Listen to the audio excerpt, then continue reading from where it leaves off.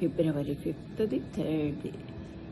13th 1967లో 5th ఏంటంటే nothing is more precious than love, indeed it is the supreme power అంటున్నారు. అంటే దివ్య ప్రేమను మించిన విలువైనది ఇంకేముంటుంది? దివ్య ప్రేమ అనేది అంటే అది శాశ్వతంగా ఉండిపోయేది కదా.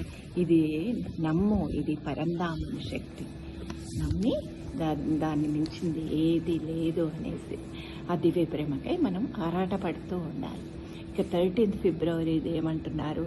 But you are right, the only thing that truly matters is to realize the divine, and that is sure to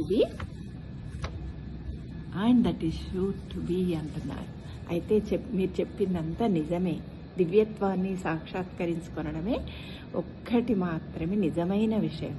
అదే అసలైన సత్యము, అసలైన కార్యం కూడా.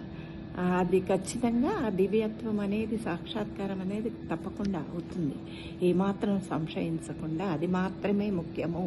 దాని గురించే మనము ఎప్పుడూ నిరంతరం ఆకాంక్షిస్తూ ఉండాలి. అటువైపుగానే మన భావాలు, కార్యాలు, చర్యలన్నీ కొనసాగుతూ ఉండాలి అంటున్నారు. ఇంకా ధన్యవాదాలు.